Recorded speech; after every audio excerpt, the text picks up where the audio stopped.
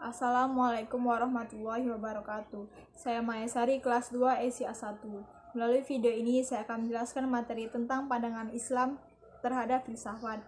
Filsafat dalam pandangan Islam atau digunakannya filsafat dalam Islam ada dua pandangan, ada yang setuju dan ada pula yang tidak.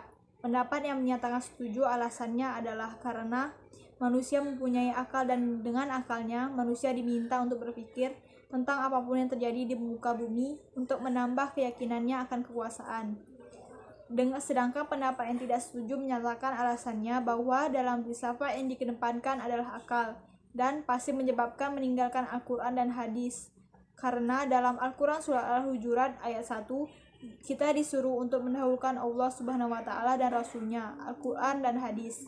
Karena sesuai dengan Al-Quran yang di dalamnya banyak terdapat kata berakal dan berpikir dan lainnya yang berfungsi sebagai pendorong untuk berfilsafat.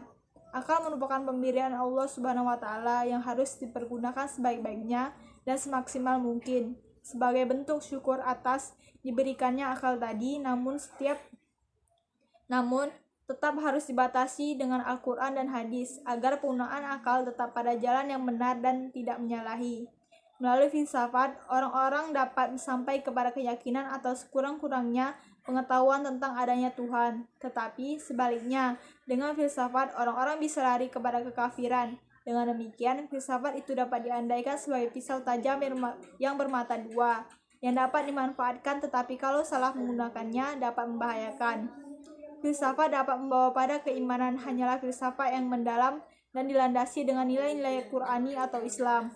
Orang yang setengah-setengah belajar filsafat dan jauh dari nilai-nilai Islami cenderung membawa dirinya kepada kekafiran. Kedudukan filsafat dalam Islam sangat berbeda.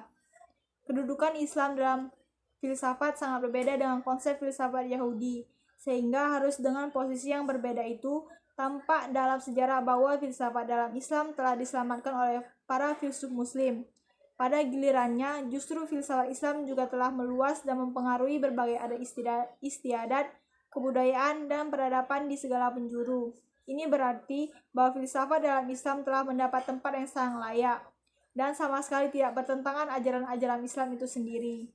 Justru sebaliknya, dengan kembali merujuk kepada ayat-ayat Al-Quran, akan ditemukan perintah-perintah Allah Subhanahu wa taala untuk berpikir secara filosofis. Meskipun diakui bahwa pemikiran-pemikiran filosofis di kalangan filsuf Muslim yang pesat perkembangannya sejak dulu sampai kini pada umumnya berkisar pada filsafat ketuhanan dan sangat jarang yang mengkhususkan diri pada masalah alam semesta beserta isinya.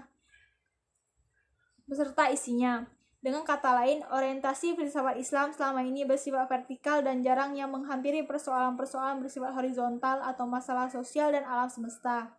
Hal ini sangat erat kaitannya dengan situasi yang berkembang pada waktu itu, di mana masalah ketuhanan menjadi topik yang selalu aktual diperbincangkan oleh kaum muslimin. Di lain pihak, kaum muslimin ingin mempertemukan antara berita-berita wahyu yang diyakini sebagai kebenaran dengan teori-teori filsafat yang bersumber dari rasio murni itu.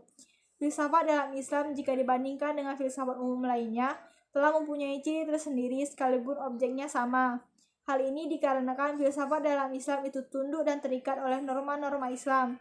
Filsafat dalam Islam berpedoman pada ajaran Islam. Dari uraian di atas dapat disimpulkan bahwa filsafat dalam Islam adalah merupakan hasil pemikiran manusia secara radikal, sistematis dan universal tentang hakikat Tuhan, alam semesta dan manusia berdasarkan ajaran Islam.